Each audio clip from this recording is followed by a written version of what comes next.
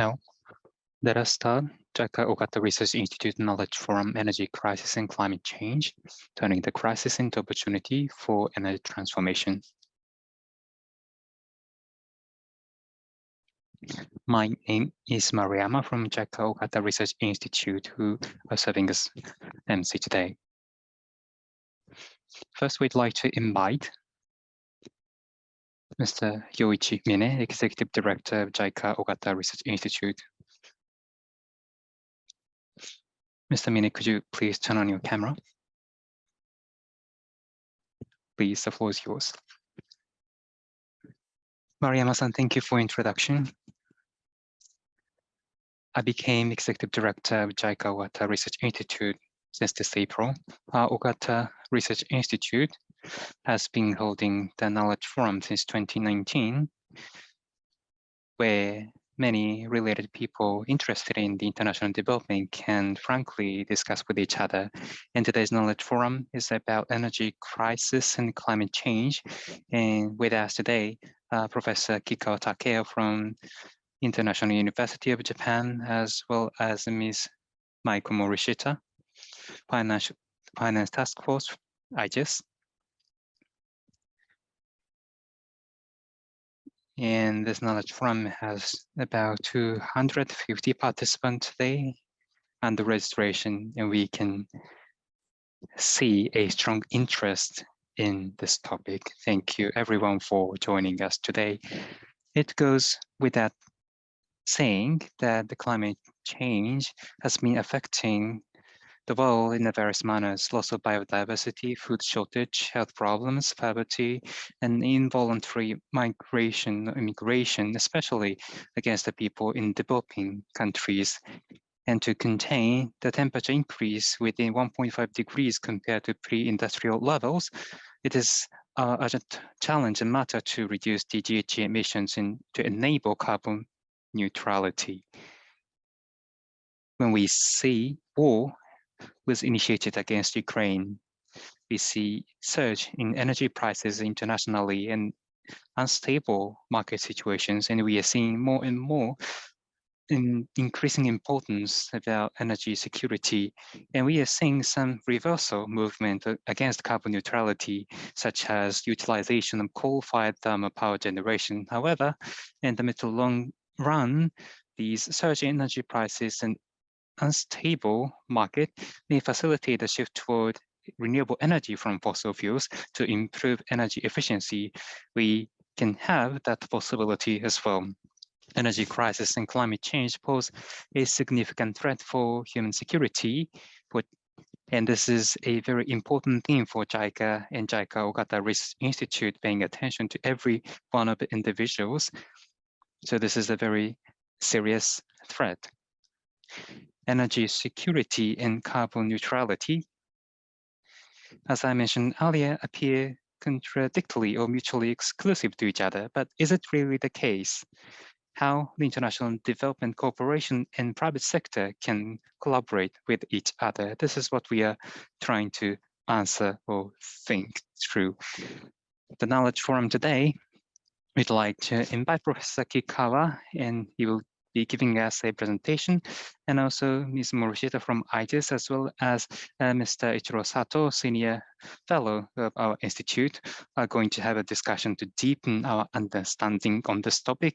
Last but not least, I'd like to make one comment. Today, we have a lot of participants from universities and colleges, and based on the support and cooperation from various colleges, universities around Japan, especially International University of Japan, Professor Kikkawa, we are welcoming a lot of overseas students, and we are implementing JICA Development Studies program so that overseas students can learn from Japan in terms of development experiences. Today's presentation discussions will give a significant implications for various aspects of JICA programs overall, including this program as well. So 1.5 hours. Yes, we'd appreciate your active participation. Thank you very much. Mr. Mine, thank you very much for your opening remarks. Excuse me.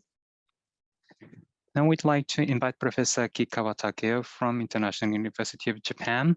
The topic is energy crisis and carbon neutrality. Professor Kikkawa, the floor is yours. Hello, everyone. Thank you for introduction. I'm Kikkawa from International University of Japan. I'd like to talk about energy crisis and carbon neutrality. Next page, please.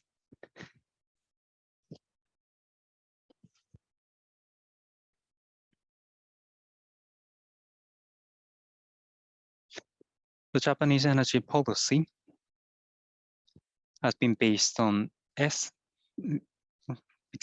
E's: economic efficiency, environment, and energy security.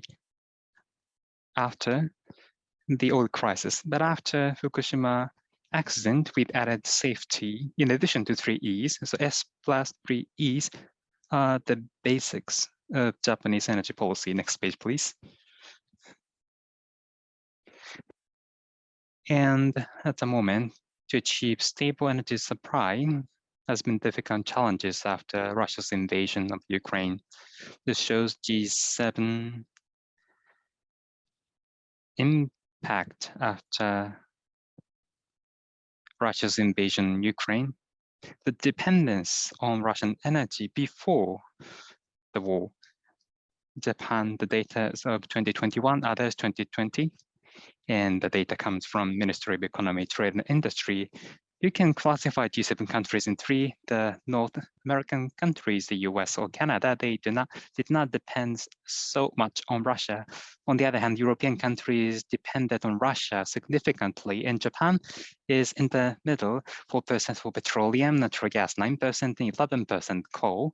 It appears that we did not depend so much on Russia. However, the important thing is on the rightmost one, energy self-sufficiency rate is extremely lower than other countries. In US and Canada, you can see they achieve more than 100%. So they are exporting energy, not importing.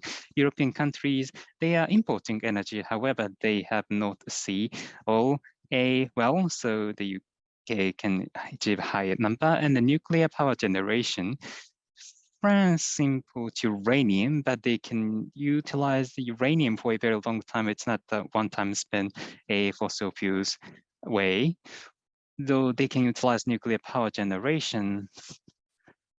60% of their power generation is based on nuclear power generation in France.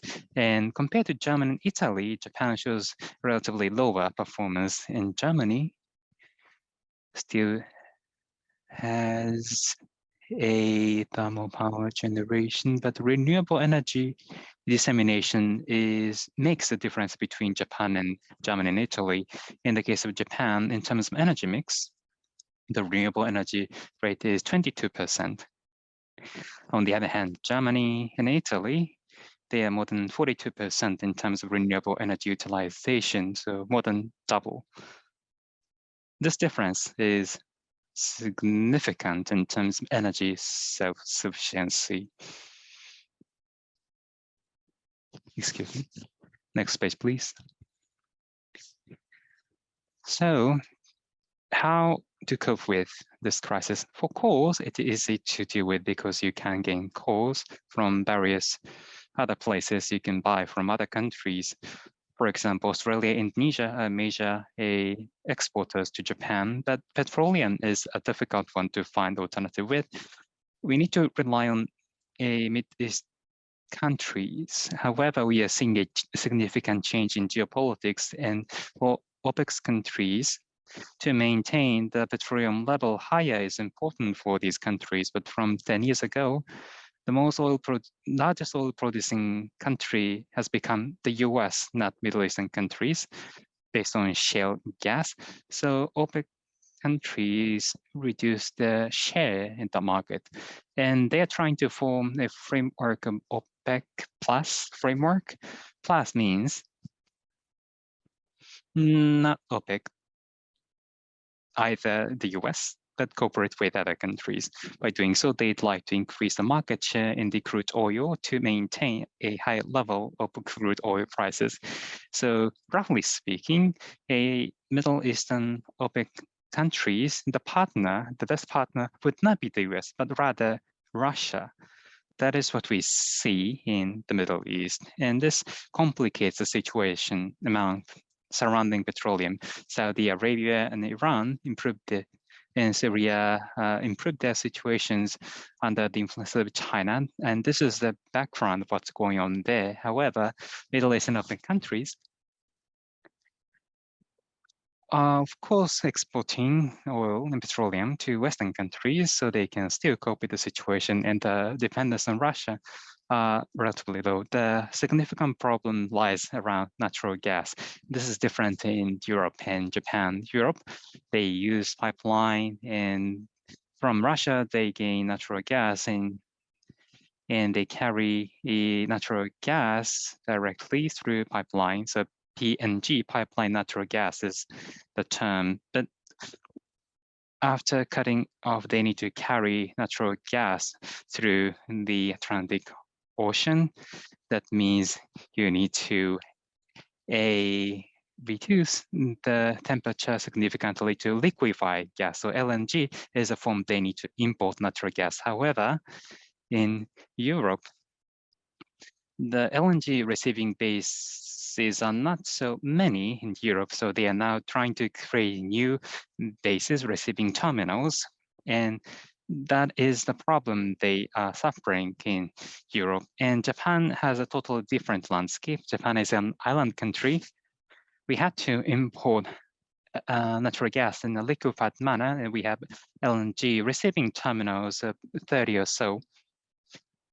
Or rather, Japan is the country that brought about the concept of LNG. By 1960s, all the countries thought that they need to carry natural gas in the air, but Japan is the first country that imported a natural gas in liquefied manner without LNG, so the situation would be tough. But Japan, as a country without natural resources, tried to be creative about various things, and LNG is one of that. And when the contract is cut down from Russia, the LNG import would be based on the long-term contract. But when you find new locations, you need to import that based on the spot price.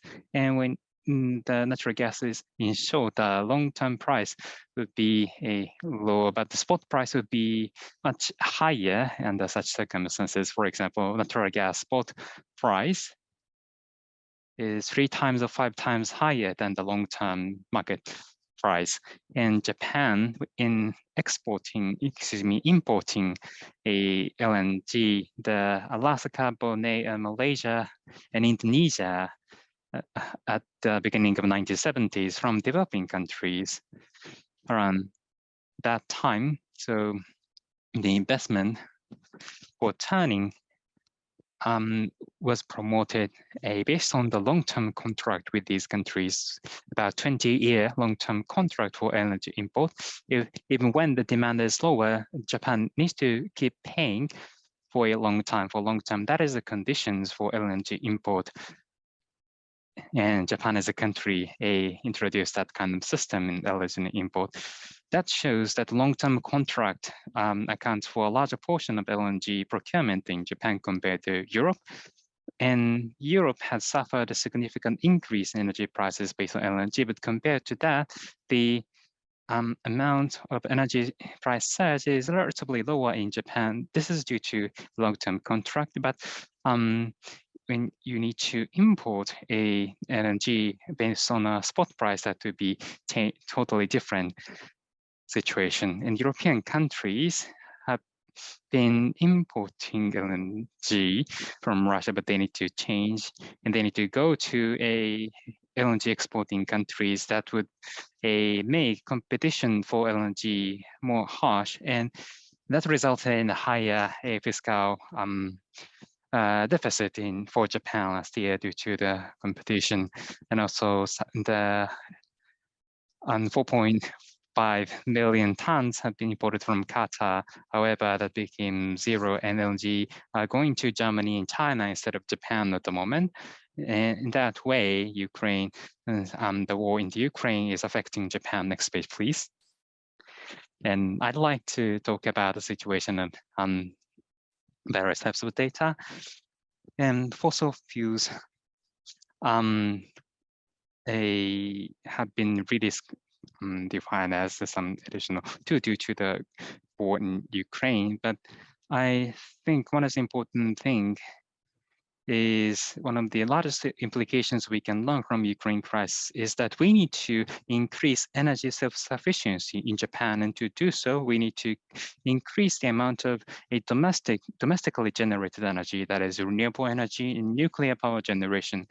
And at the current social situation, I don't think there's much room for a growth for nuclear power. So I think renewable energy is where we should be heading through Ukrainian crisis. We need to accelerate decarbonized society. That is what we are faced with at the moment. However, there are three major problems for renewable energy. The first one is high price, so renewable energy, high cost. I will not go into details, but in Japan, we are seeing lower and lower prices for renewable energy, and PV and wind power generation, and the government can achieve its target. There's some room for improvement, but thinking about offshore wind power generation, 2 years ago, Mitsubishi won every bidding for all the offshore project. However, the prices were so low in every bidding price, which may poses a possibility of achieving the government's target in terms of price and cost. However, the problem is troubles among local communities. For example, when typhoon hits, that would cause a landslide and affecting the regions. And also when trying to create onshore a wind farm, there may be the negative feedback coming from local communities. But one solution is that to incorporate local communities and citizens in the renewable energy related project. And that is the case with European countries. And that is also the case with the PV generation European countries, and shale gas or various energy can be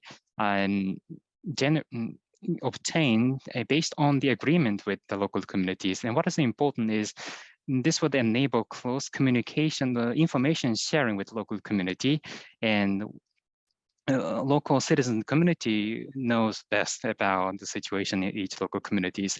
And geothermal power generation in Japan is not progressing very well due to a hot spring business operators.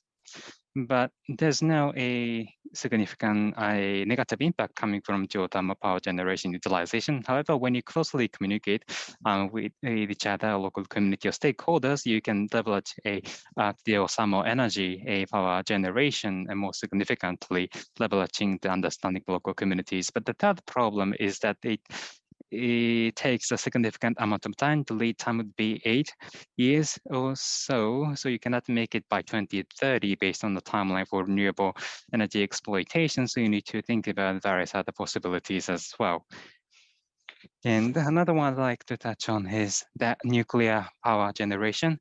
The Kishida administration has been very much proactive about utilization of nuclear power generation. Some are wondering that we are seeing the shift, but I don't think so at the moment. Kishida administration are trying to achieve both utilizing new and old nuclear power generators, but at the moment, what they are trying to do is to continuously using the old ones, but for the new nuclear power generation, they are doing nothing. And this is very simple from the perspective because when you'd like to create new types of a nuclear power generation, you need to spend 1 trillion yen. However, for old existing types of nuclear power generation, you can suffer a less cost compared to that. So to continuously utilize the old types of nuclear power plants, I think that in a way postponed the utilization of newer types of power plants. And Kishida administration has been speaking up about a nuclear power generation because last year, the people saying agreeing to reutilization of nuclear power generation is larger than the number of who answered negatively because they're concerned about power shortage. But nuclear power generation would not be something we can directly tap into in a speedy manner. For the nuclear power generation, that would take 20 or 30 years to fully utilize that potential. So I'd like to ask you to move to the next slide. This shows you the current situation of our nuclear power plants. We have 4 nuclear and another 3, and the total is 57. And the 7 unit is, even though they're authorized, it is not in operation yet. In order to alleviate the current energy crisis, the administration said that they will resume operation of other plants. However, because of the misconduct on part of TEPCO, for Kashiwazaki, the operation is not authorized or in place. On the other hand, there are nuclear power plants who has started construction, but in Onagawa and Scott, it will not be able to meet the target. So that means that even though the administration reiterates the usage of nuclear power plants, none of them have been materialized. Then comes the question, then what will be the solution to cope with the current energy crisis? And the answer is coal-fired power plants, because in Japan, 70% is thermal power generation, and 30% is coal, and for oil, it is 30%. As I earlier mentioned, for LNG, we had some doubt and stable supply. Therefore, the most promising energy source is going to be coal. As we can see in this slide, there are huge thermal power plants being established in Japan in the past several years.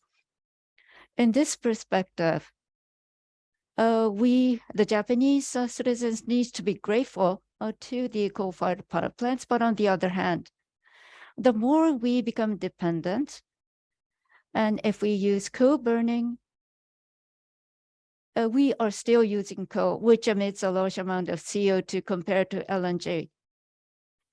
And that means that we will have to be quite watchful about this situation. The ratio constituted by coal-fired power plants is 29%, which is the same as Germany. But in international conferences, Germany will boost this position and behave like a hero that they will given this up. Even though we are consuming the equivalent amount of coal, there's a big difference. The difference comes from Germany declaring when to stop using this, but Japan does not.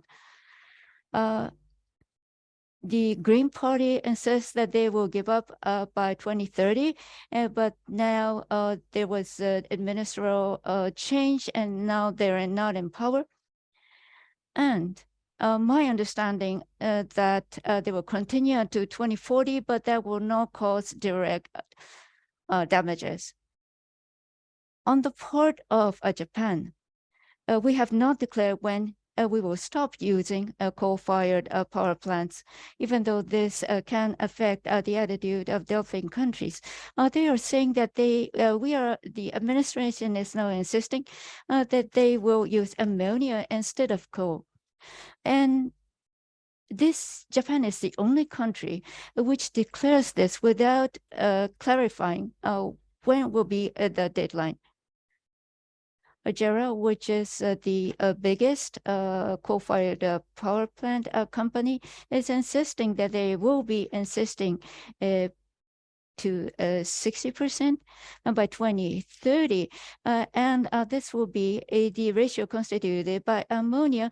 Then that means that there will be no coal at all. So it will be safe to declare that we will be giving up this by 2040. 3 years ago, at the time of Prime Minister Suga's administration, we declared that carbon neutrality will be achieved by 2050. And that means that even though the CO2 reduction target was 80%, it had jumped up to 100% in order to meet this goal. In the world of carbon neutrality, it means that we use a lot of renewables, consuming a lot of solar power and wind power. But these energy sources would fluctuate, which needs some backup.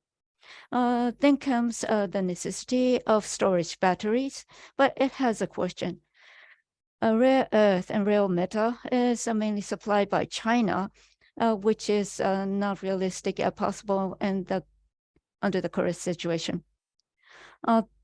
Therefore, this means that we'll have to back up by thermal power generation, which will emit a huge volume of GHG. JERA has actually made an astonishing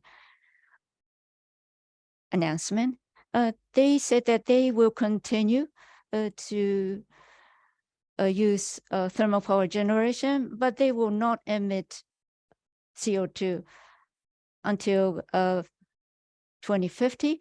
And so they will be able to meet the target. This was a totally different idea, and that is the reason why the 80% reduction suddenly jumped up to 100% under Mr. Suga's administration. And even though the greenhouse gas reduction target was also raised to 24%, even though it was 26% against 2013 previously. Renewable energy will be around 50–60%, whereas thermal power by hydrogen and ammonia 10%. And there is another initiative, CCUS, carbon capture usage and storage. And if this is used together with thermal power, this can make contributions to CO2 reduction.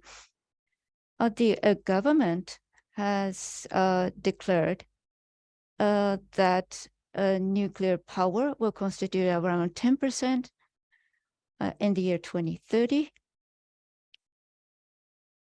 And it is rather mixed up, but in reality, CCUS thermal power generation is actually included within this number. Next is the pathway to carbon neutrality. We have three categories: power, non-power, and carbon removal. And power will be the main pillar. Renewable energy and nuclear power will be supported by carbon-free thermal power. And electrification is only around 40%. And because heat is not fully utilized, the actual number is expected to be around 20%. So what we need to do is to eliminate this kind of loss. And one of the representative example will be the EVs, electrical vehicles. Even though Japan's population will continue to decrease, these kind of electrification business will increase by 30 or 40%. Yet the electrification rate is only 38% or so. It is not still enough.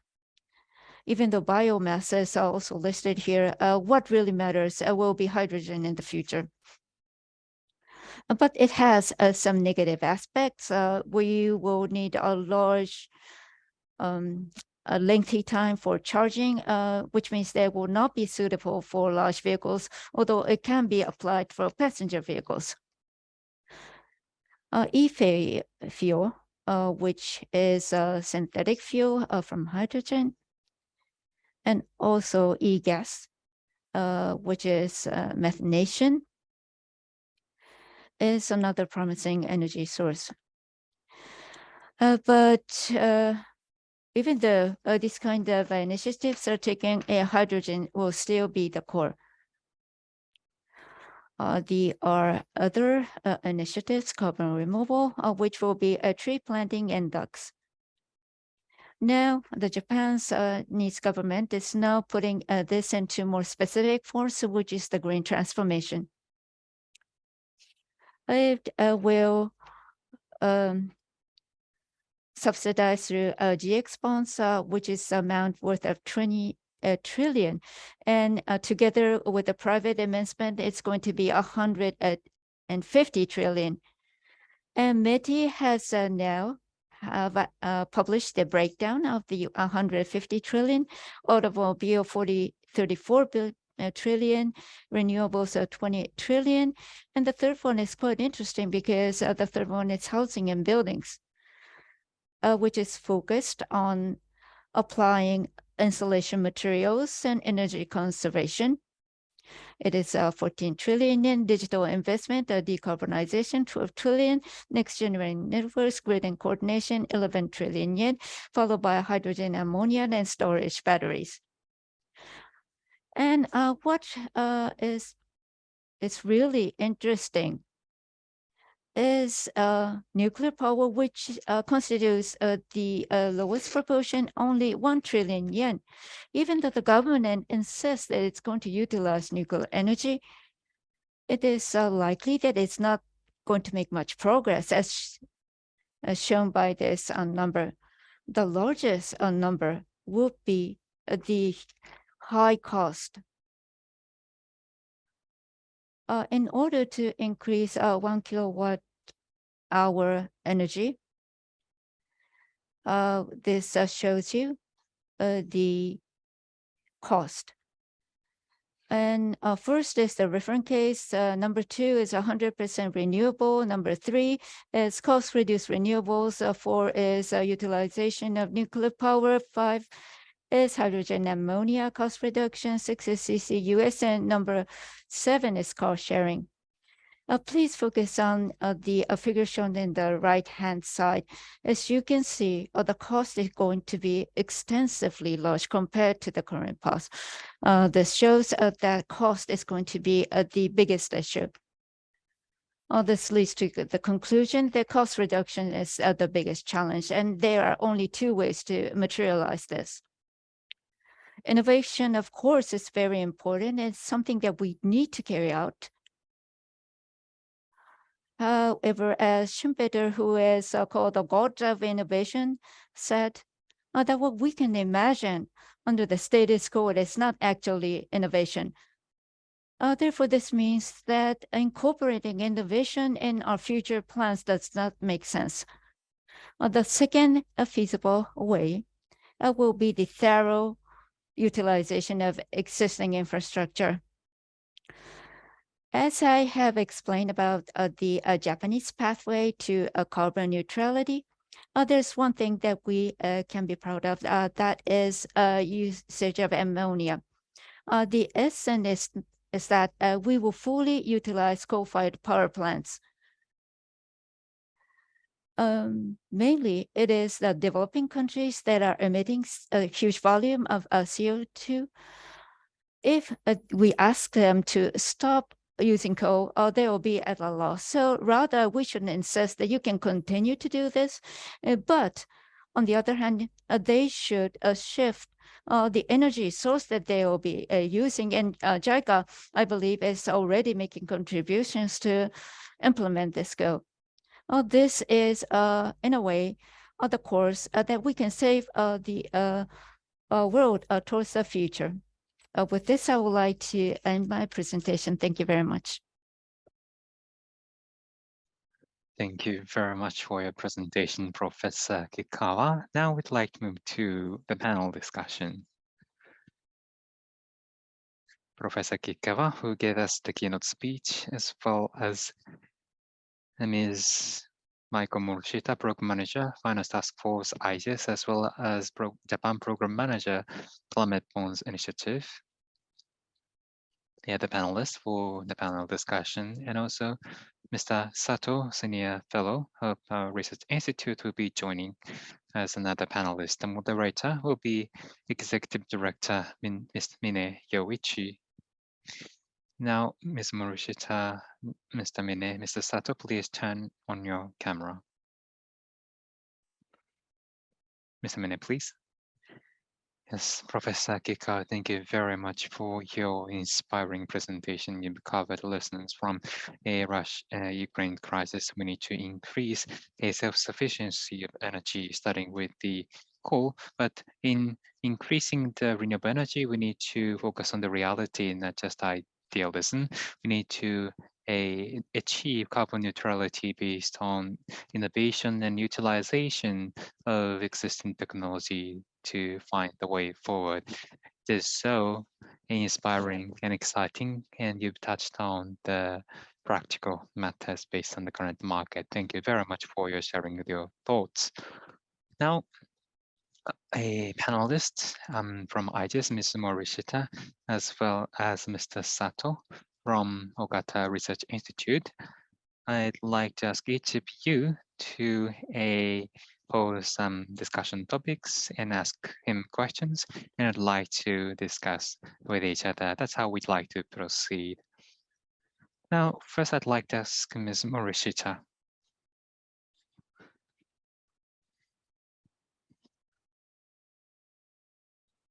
Good afternoon, and thank you for your introduction.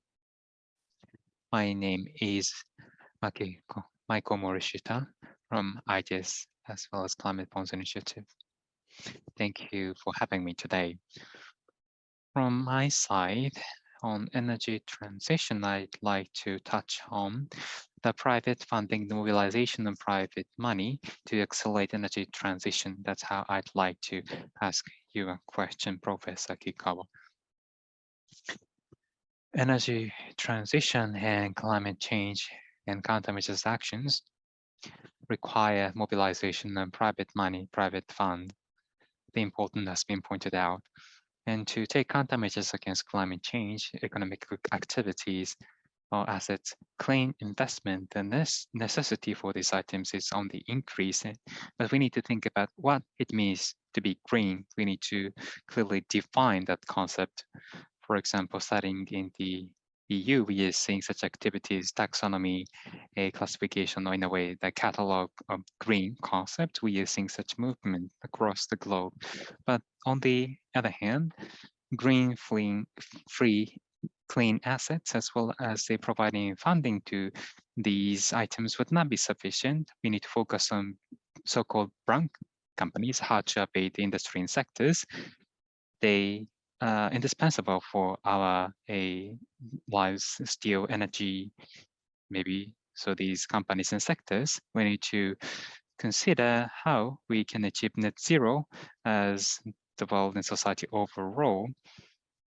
And to achieve that energy transition of the total economy, we need to also allocate money and funding for that purpose as well. And that lead to transition finance, and we are seeing a lot of discussions on that topic. And discussions around transition, as with green, we need to identify what is the specific concept that is what we are discussing a lot. In the case of transition, rather than green, the situation and definition should be more complex. We need to examine what it means in depth, in detail. Net zero by 2050 to achieve that target. What would be the path to that direction? What would be the route to achieve that goal? We need to set that. And for that to be achieved, we need to set the transition plan. And we need to realize that and consider what would be specific steps to achieve that so that we can make it reliable and realistic and practical. We need to prove and show that. But in the case of Japan, as Professor Kikkawa touched on in his keynote speech, green transformation GX basic policy shows what to be the transition plan for Japan, the framework and its detailed contents that is described in the policy, in my understanding. And what is shown in the green transformation basic policy in the target for investment and items specified in the policy. Yes, you've touched on some of them in your keynote speech.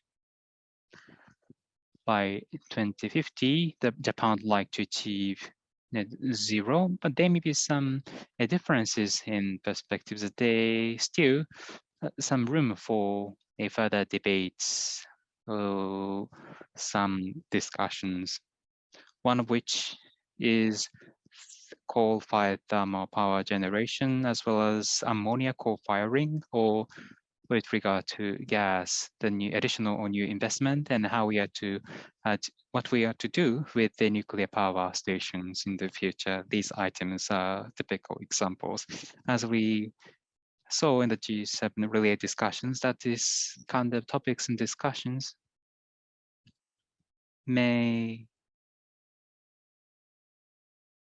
not gain a full understanding and consensus among a lot of institutional investors around the world, many stakeholders, but under such circumstances, Japanese government need to think about what we are to do, what we are to give a due explanation.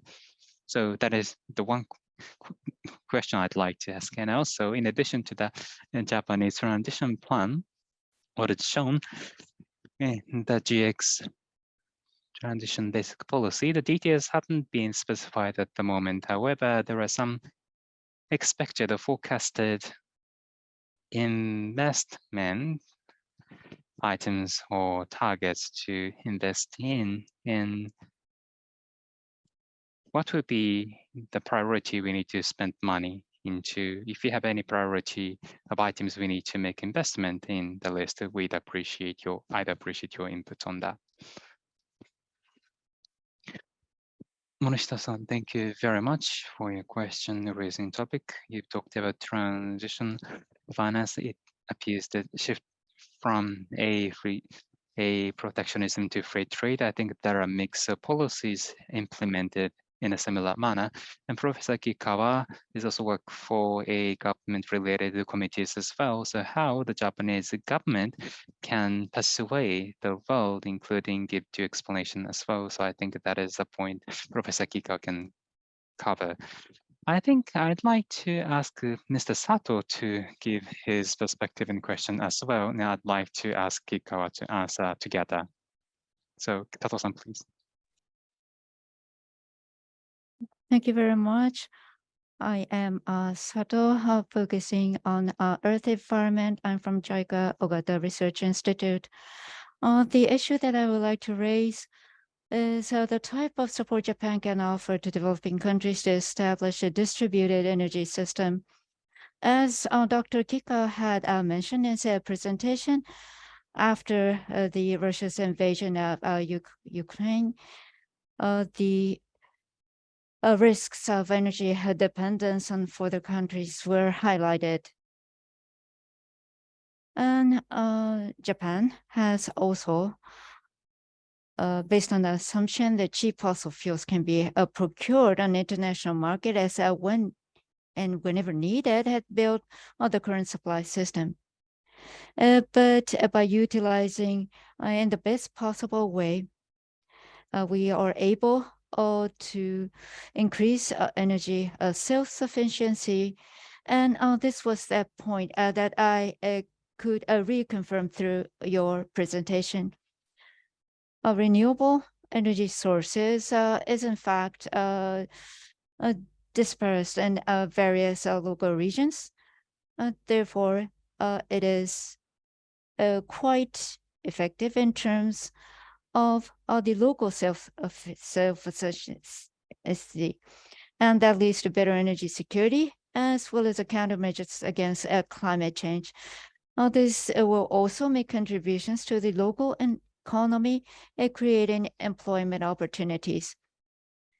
And as Dr. Kikkawa had said, the risks accompanying renewable energies, as well as the better understanding of the local community can be fostered through these efforts. And some of the renewable initiatives can only be carried out by large companies. For example, hydro power generation or large-scale wind power plants. Of course, this is necessary, but in addition to that, it might not be the best in terms of efficiency as well as cost.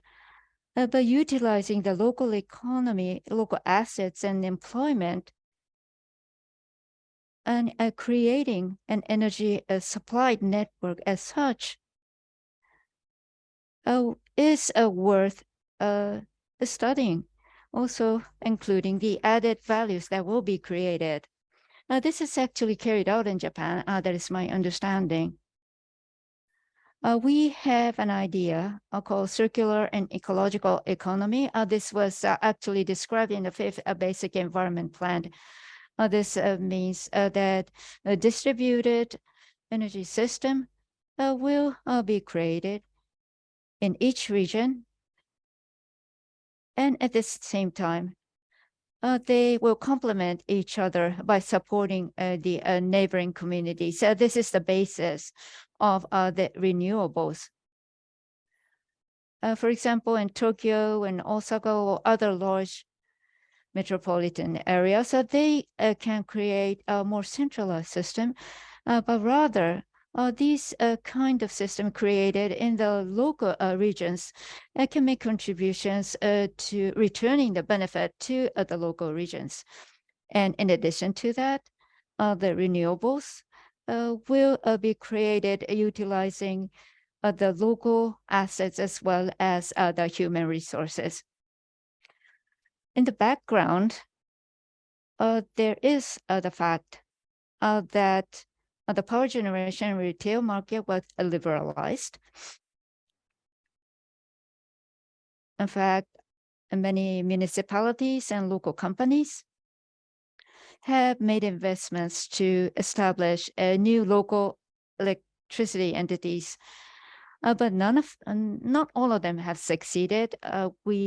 Some of the issues have surfaced.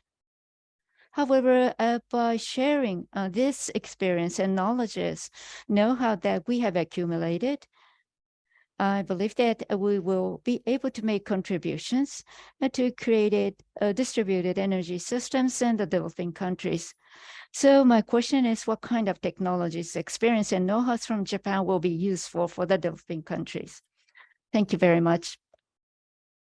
Thank you very much, Mr. Sato.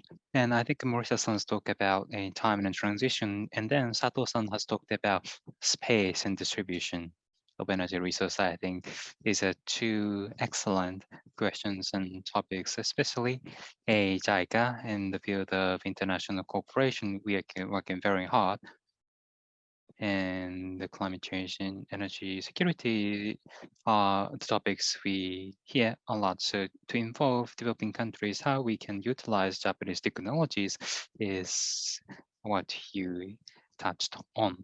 So I'd like to ask Professor Kikkawa to answer these questions. I'd appreciate your answer. And also you can talk about these topics. Yes, thank you very much for your questions. First, I'd like to start with Morishita-san's question.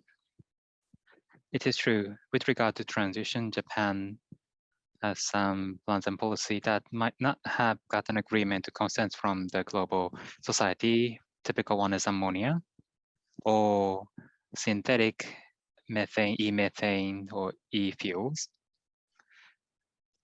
And also this might not be the problem only in Japan, but for example, CCS might not be the area we haven't achieved total agreement or consensus around the globe.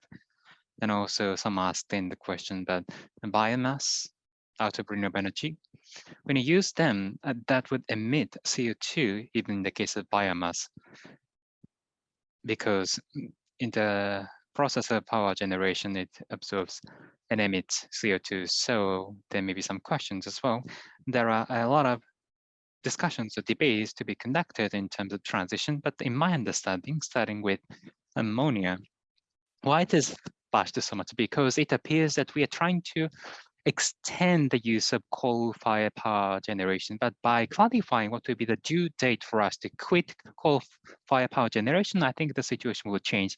And in Europe as well, for industrial fuels, ammonia could be used in European countries, in Germany. and other countries. So I think that is one of the areas that we can get some clue. And in terms of synthetic liquid fuels or synthetic methane or e-methane are attracting criticism because when we use them, that would emit CO2. That is the case. However, you can say that we are achieving carbon neutrality because we are absorbing a CO2 while emitting CO2, but we need to be more creative. So when we think about CO2 emissions based on the fossil fuels, that would be the problem. But when we use bio-based CO2 or creating e-methane liquid fuels, then we can pass that kind of hurdles. Of course, there will be some remaining problems. We need to properly collect CO2 emissions. Of course, we cannot collect everything, but for buildings, so from factories, we can collect CO2 emissions. And in case of factories, they cannot survive or sustain the businesses from major tech companies and Toyota and Sony. These companies are trying to reduce the GHG emissions across their supply chain. So when your factories are emitting GHGs, no company will buy anything from the factories. That will be the time we have to see in the future.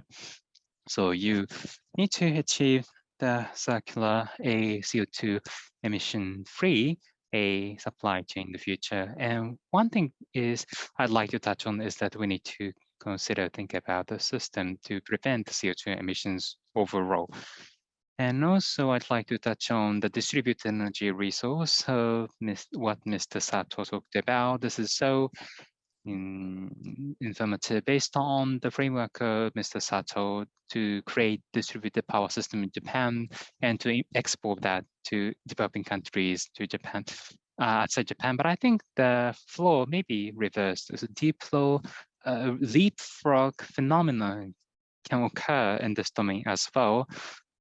Japan has already fully established system, and that may be inhibiting a distributed power system. The largest problem is that why, after all the initiatives, the microgrid smart community couldn't be made because the transmission lines are owned by EPCOs, not owned by companies. So PV solar panels on your roof, you cannot sell directly to your neighborhood. You need to utilize the transmission lines of EPCO, and that incurs a significant amount of cost to use, so you cannot just sell power to your neighborhood.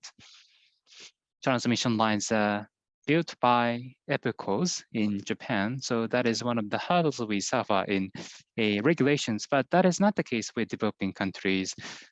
Or they can create some creative solutions in that regard. Or in case of Germany, there are some transmission lines owned by the community, built by the community, so they can utilize that. However, in Japan, the transmission lines were built by power companies, so that is serving, in a way, bottleneck. This is not about renewable energy, but what is drawing attention nowadays. Yes, leapfrog phenomenon occurred in microfinance, for example, occurred in Bangladesh, which is unthinkable in developed countries because full-fledged banking systems are run in developed countries. So such ideas, initiatives can come from developing countries, conversely. And also, this is not about renewable energy, but LP gas. About 23 million households utilize LP gas without access to city gas. But 10 years ago, Indonesia had a spread of LP gas to the 50 million. And also in India, about 200 million households or so, because when we see the strong urbanization, the city gas pipeline could not be implemented due to cost matter. So LP gas could be utilized in such cases. In Indonesia and India, you cannot a landline for phones. So the developing countries see the spread of smartphones or cell phones more than landlines. I think that the similar thing could happen in terms of distributed energy system. Or I think what JICA can do may be more bi-directional rather than one-directional. Professor Kikkawa, thank you very much for answering questions. Yes, when I'm seeing situation in Africa, the leapfrog phenomenon is we see frequently, so we can, in a way, take in a solution innovation occurring in developing countries. So we'd like to be as interactive as possible. So based on the answers from Professor Kikkawa, I'd like to ask Ms. Morishita and Mr. Sato, and please share your views with us. Yes, thank you. Yes, you are quite right. Yes, we need to have further discussions, and you need to check in depth. There are a broad range of items we need to discuss with each other. Hydrogen as well, how to make it, how to transport hydrogen. We need to see the comprehensive perspective to how we can assess whether hydrogen is clean or not. We need to have that kind of holistic view on the entire process, and also coal-based thermal power generation to set the deadline or due date for stopping using the coal power generation is very important, because a mono-firing of ammonia, there may be some concerns or questions about the cost as well. But if we are to achieve zero emission ammonia mono-firing, and if we can achieve that by 2030, then we can achieve, that would contribute to achieving net zero by 2050, if we can enable that, realize that. So if we have that kind of date, that would be seen totally in a totally different manner by other countries. However, at the moment, by 2035, 60% is the coal-firing portion of ammonia mixed with fossil fuels. So IEA, around that time, major countries will stop using that. So that would like a aspiration compared to other countries that appear less ambitious than other countries. And also, I'd like to, if I may, touch on the topic raised by Sato-san, the distributed energy, renewable energy spread across the country in developing countries. Yes, that is very important. I think green bonds can be thought about that. The financing for small scale project could be difficult. So for small scale project can be bundled together as a package in utilizing structured finance and offer green bonds to provide sufficient finance for that. So if we can design that scheme to enable that scheme, we need to cooperate with various stakeholders and development banks as well. So in that direction, I think we would appreciate the support and cooperation from JICA in a way. That is what I thought. Thank you very much. Over to you, Sato-san. Please continue. Thank you very much. So Dr. Kikkawa has mentioned what Japan has experienced and our know-how is not rather the starting point. We should regard this as a sort of opportunity for co-creation or co-project that we will carry out together. So instead of just conveying this, we should co-create together, which will lead to a neat solution, which will be created together with the developing countries. I could reconfirm this idea once again after listening to Dr. Kikkawa's comment. Now, we will continue the free discussion. So I have a question to the three panelists. To Dr. Kikkawa, I have a question, which is a part of our discussion at JICA. It's about reducing the cost of energy and cost benefits. Of course, constructing facilities and operating is expensive. In addition to that, there's influence of global warming. There's also negative impacts on the environment as well as on our health. So when we calculate costs and benefits, we need to have a broader view. I would like to ask Dr. Kikkawa about why this kind of calculation is yet to appear at this point of time. The second question goes to you, to Morishita-san. You talked about the green bond. Could you further elaborate this, particularly about the green bond market in developing countries, as well as where will be the area that it could further be expanded? I hope that you will share this with us, including what you are actually involved in. And finally, a question to Sato-san. Of course, as a member of JICA, we are dealing with various issues, and we need to invest in various areas. Because in some countries, they do not have any room to concentrate on renewables yet. They have other imminent issues. So I want you to give us your insight about what we as Japanese should focus.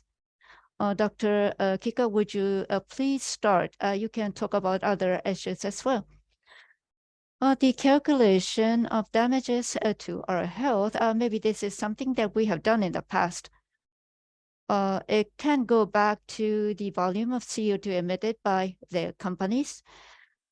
These pieces of information is not thoroughly disclosed. Scope 1, 2, 3 is the category, and the information is disclosed in this order.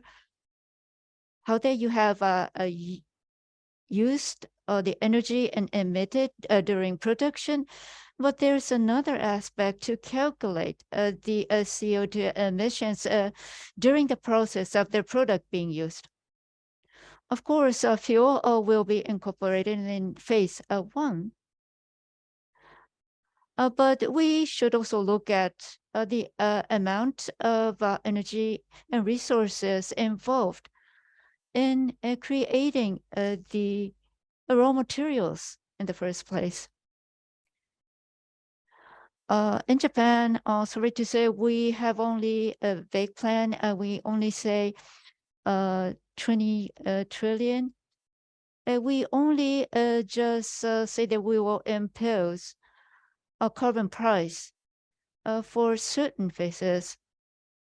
But the very premise is that we are clear about the CO2 emissions emitted by the companies.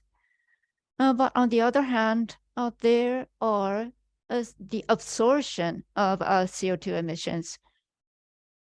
If it is possible that the local areas would absorb the CO2 emitted by the metropolitan areas, that can be another new system.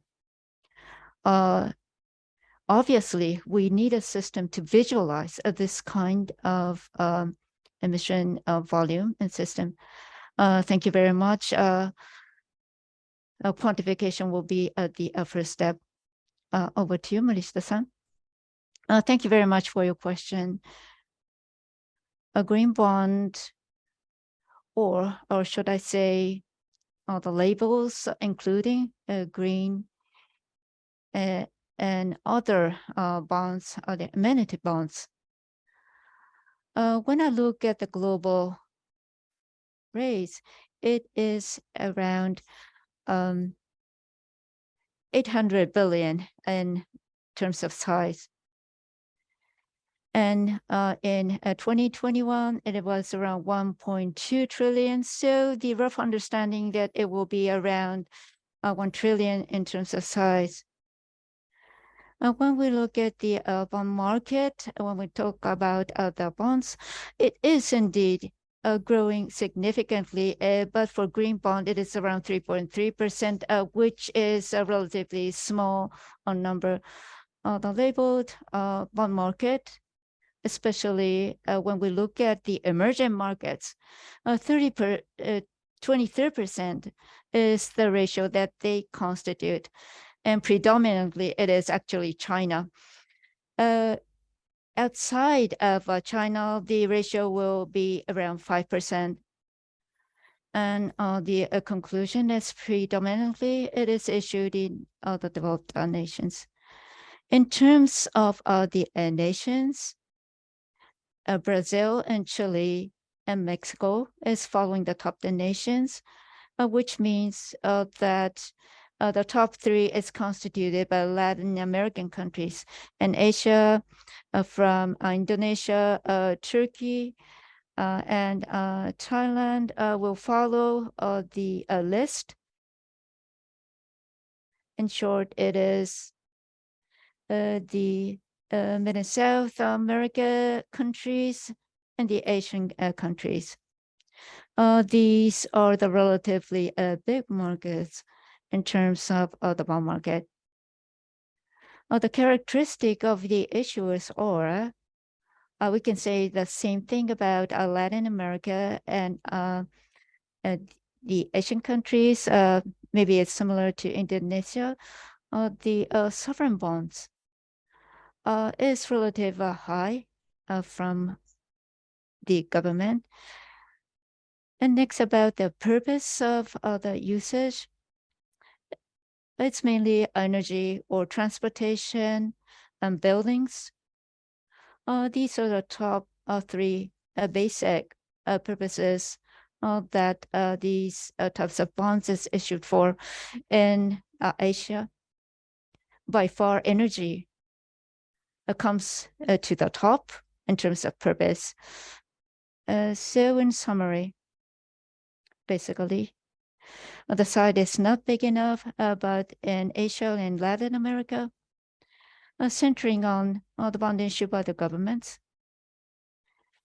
and including what is done in Asia, we can see a positive trend. Thank you very much. The presence of China is quite big, but probably the low ratio may be an indication of future potential. Next, Sato-san, over to you. In the developing countries, they have imminent issues that they have to resolve in terms of investment. And probably there is a huge concern that it is difficult to invest in energy or renewables. But if energy transition can be materialized, we will have to be focused on the situation of the society. In some of the countries, they are starting to go to this direction. Even in the countries where renewables are used relatively in a large proportion, we can still do more to mitigate the risks or to mitigate air pollution, which is caused by fossil fuels. If the health improves, then the medical cost paid by the country will also decrease, which is also another benefit. There are also risks as well as disadvantages, which will accompany the use of renewables. But which matters is not only the cost of cash flow. So we will have to look at both the pros and cons that will be brought about in the communities or the country at large. When we look at the investment in energy, we'll have to look at these aspects which may make contributions to push the investment towards this direction. Investment in energy as well as in energy conservation, if the benefit is by far larger compared to the cost, it will be beneficial. Therefore, we will have to proactively seek towards this direction. That's all from me. Thank you. Thank you very much for your answer. I think, yes, we had a deepened a lot of topics in through our panel discussion. And we'd like to, yes, see questions from the floor. We see a lot of questions in the Q&A box. But before that, yes, before that, we have received the questions before the seminar. We have such questions at our hand.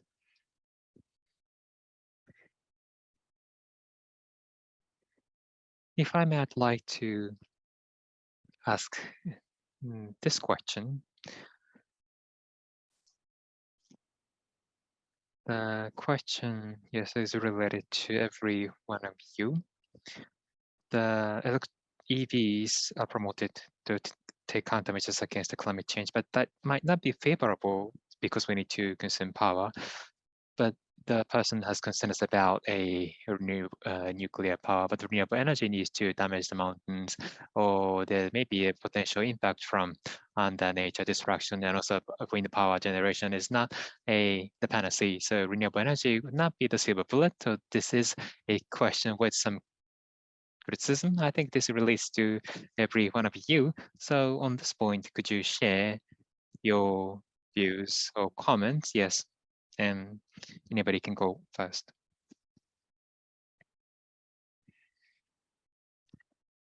Yes, on that point, I've already touched on that in my presentation. There are three problems with regard to renewable energy: cost and troubles with local communities and the time. And the most difficult one out of these three is the time aspect of the renewable energy. To solve that, yes, I've already talked about solution earlier. And also the question coming from the floor, I think you are asking us, why Japan utilize a coal-fired power generation, which is more expensive than a renewable energy? I think, yes, this has been the case for, we have seen that since the recent 2 years, so the cost would significantly change depending on the situation. In the future, of course, we see renewable energy would be more inexpensive or affordable than coal-fired power generation. So no countries are going to create new coal-fired power plant in the future because we see renewable energy cost is on the decrease. Yes, I'd like to touch on that. Renewable energy is not the silver bullet, that is true. And as Professor Kikkawa touched on, the solar panels on the roof that may be washed away at times of natural disasters, or in the case of a typhoon. Wind farm would be broken, or there would be some controversy about the landscape, and the wind farm project would be suspended or discontinued due to the argument fight with the local communities. There are certain problems like that as well, but it's not that renewable energy cannot be possible due to these reasons. There should be pros and cons. You need to assess what would be better solution after thinking about pros and cons, and we need to go in the better direction after thinking through. From that perspective, I think we need to utilize renewable energy to the maximum. I think that is a better option. Of course, there'll be some problems. The impact after the natural disasters or consensus building with local communities, this needs to be coped with creativity. We need to solve these problems, of course. However, I think it's possible to get over these problems. Thank you. Thank you very much. Yes, you've covered. Yeah, yes. Yes, please. Sorry, so I'd like to briefly touch on this. I think the person who asked this question, I agree with this person. Yes, I resonate with what you've mentioned. And I think one thing I'd like to touch on is that so-called green project to business, you need to consider negative impact for such project as well. You need to be very thorough in thinking about the negative aspect as well. In development project, yes, we need to consider environmental impact, but green bonds as well. We need to assess the impact and negative impact on the environment or local communities. That is something we need to thoroughly assess, grasp, and take countermeasures against. That is, of course, what we need to do. And the second one I'd like to touch is that this is the case with energy transition, that not just to change the source, but you need to think about the environment, and you need to be careful about the situation of the local communities. And without doing so, to prioritize cost and efficiency, that is not what is ideal. We need to consider how we can create circular economy, how we can shift into that direction with a holistic view. And based on that, we need to consider various options, including EVs and spread of such technologies. That is the right direction we should be heading. Thank you. Thank you very much.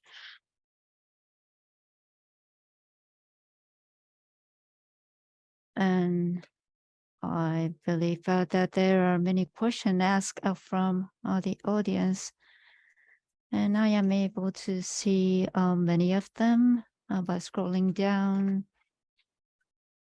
Or the panelists, you can choose the question that you would like to answer. Sato-san, did you find something that you would like to comment on amongst the questions asked?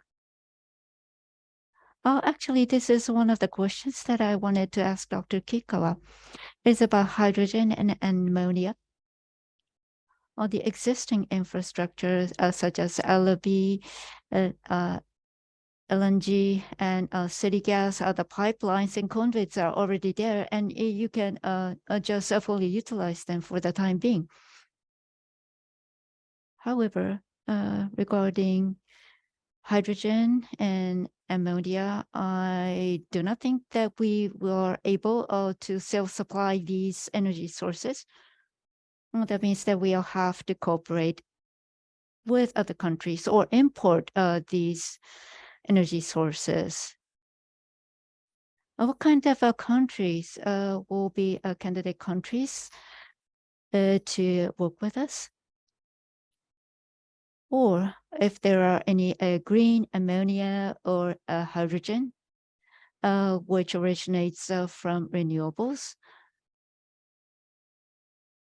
and if this is possible, and as a precondition, the carbon emitted need to be captured and collected. Blue ammonia, blue hydrogen is talked about a lot. What kind of cooperation and with what kind of countries do you think this is possible? I don't think that being green is sufficient, but nonetheless, it is basic. A synthetic energy that also initiates from hydrogen. And when we look at other places where the basic cost is not that high, that's obviously other countries, but that will not contributions to improving self-sufficiency.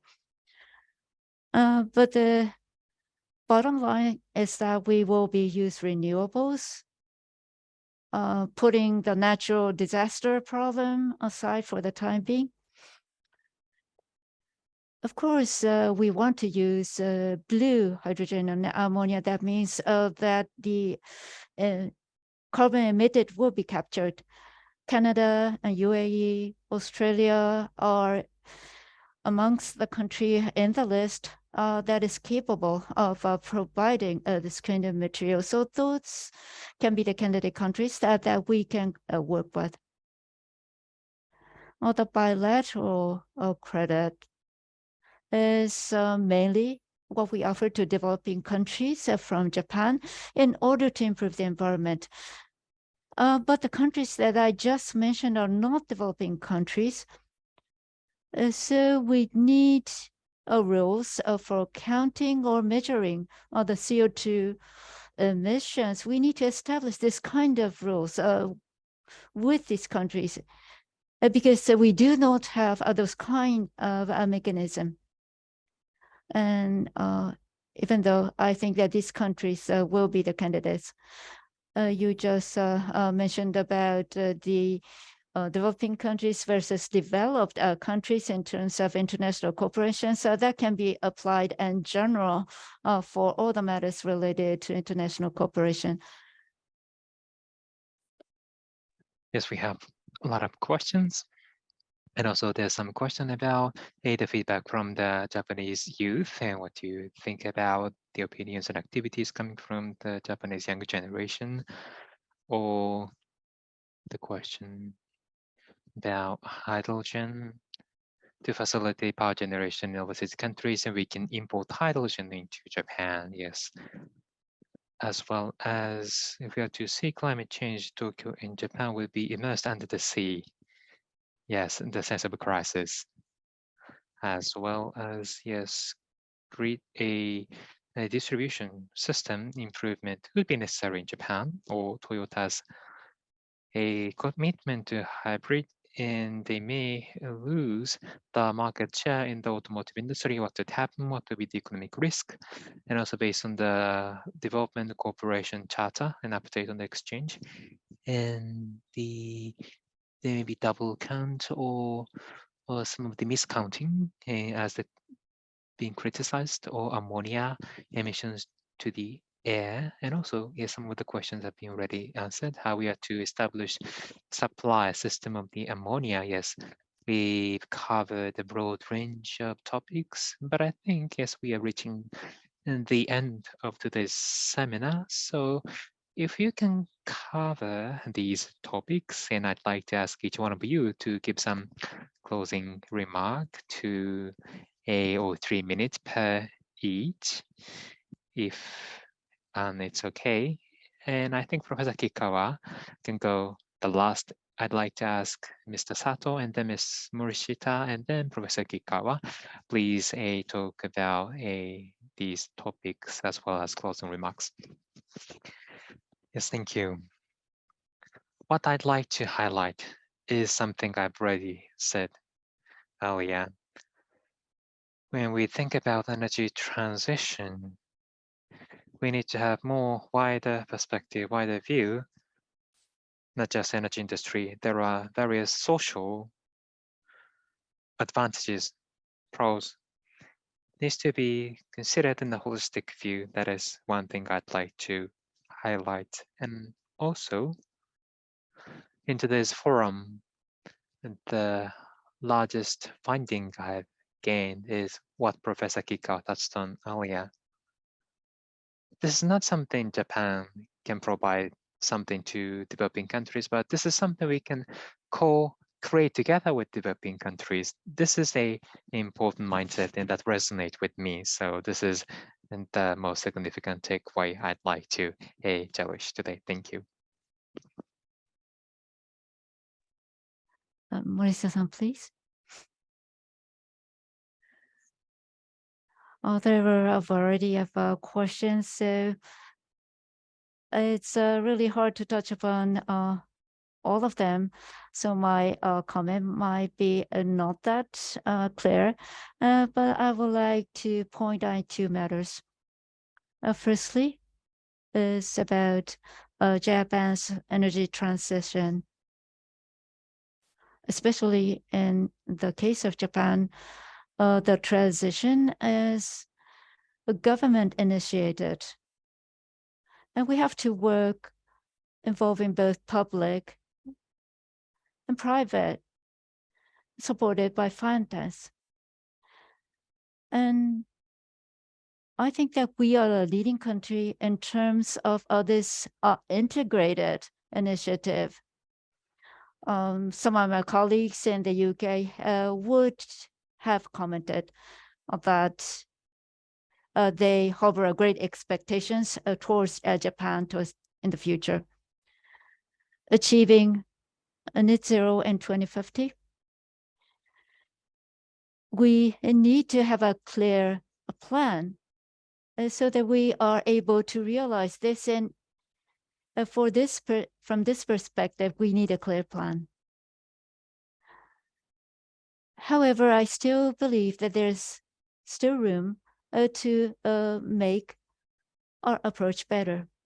For example, making the deadline for closing the coal thermal power plants to be closed.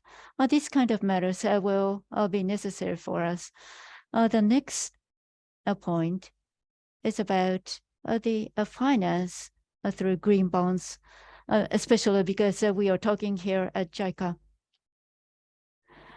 We have had questions in this perspective. Even though it's green, it doesn't mean that the investors will take a larger risk. That is not true.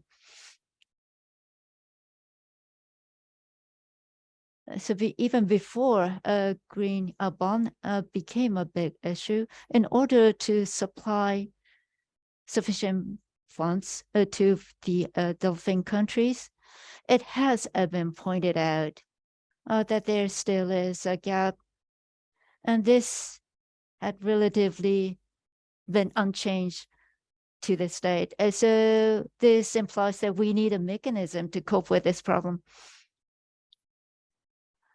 In this perspective, the objective needs to be reliable. It needs to be a green plan. That will be the basis of what we do. We should have this kind of plan that will cover a variety of perspective and also have depth. Unless we do that, we will not be able to achieve carbon neutrality by 2050. This is a task that we need to tackle as soon as possible. Thank you very much. Thank you. Last but not least, Professor Kikkawa. Yes. Energy problems. Yes, I think there are issues related to nuclear power generation or community for nuclear power as well as solar and wind power, and they are not getting along with each other between solar or wind power communities. But there are, of course, certain problems in every aspect. We can criticize each sector readily. However, when to solve problems, we can point out problems, but what is important is what would be something we can do? What is an alternative? We need to have that kind of mindset. That is something I felt through reading your questions. For Bangladesh, the country is losing their natural gas and Mata Bali, the coal-fired thermal power generation house beneficial for the country. So Russia's nuclear power generator is not built. So Mata Bali is only option, but for Mata Bali, that is also one. I'm not sure why they are not trying to incorporate ammonia there in Mata Bali. But I think based on the realistic practical flow, we need to think about the alternatives, not just raising problems or questions. We need to think about solutions as well, not just pointing out problems. And also in terms of EVs, maybe Japanese companies are lagging behind according to some, but Japan and Germany are most competitive countries. And also from engines and motors, yes, many say that there will be significant transformation. However, is in riding a car, I think Japanese and German companies have a strong edge. And Toyota is not trying to create inexpensive cars. They're trying to create EV Lexus with a comfort. So they'd like to create EVs with comfort. I think that is a Toyota's way of thinking. Well, what is common among Japanese problem is I try to count everything and to think about pros and cons in every sector and try to set on practical strategy. But number of options we can think about is the characteristics we can think about from the perspective of the country without natural resources. But what we need to discuss is based on the potential possibilities of option each offer. So I think that is what I felt through the questions. Professor Kikkawa, Morishita-san, and Sato-san, thank you very much. We, even though they have their own special fields of interest, we did have a meaningful discussion amongst all the panelists, and it is the right time to close. So I would like to summarize in the end. The title of today's knowledge forum, Turning the Crisis into an Opportunity for Energy Transformation. Under the climate change and energy security circumstances, which is quite harsh, that will make me sometimes wonder that maybe humankind will be diminishing. the Chinese character ki means one character about crisis, the other one is about opportunity. For example, LNG, it was something new in the old days, but now became a standard. As long as some of the ideas are just outrageous, I think that they are worth trying. At the same time, SDGs is now at the turning point in the midst. Or we should say that we are at a critical point regarding whether or not we are able to implement this. Energy is one of the node or the essence that will determine whether we are able to achieve the SDG goals. In this sense, we need to think also about the linkage between energy and the other SDG goals. Thank you very much for participating, and it was my pleasure to be the moderator in today's seminar.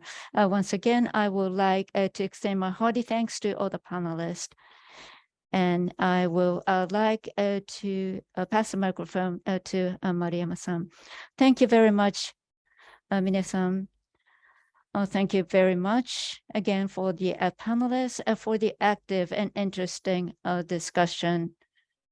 And for those who have participated online, I would like to extend my hearty gratitude. With this, I would like to conclude the JICA Ogata Research Institute's seminar on energy crisis and climate change and turning a crisis into opportunity for energy transmission. Please give a big applause to all the panelists.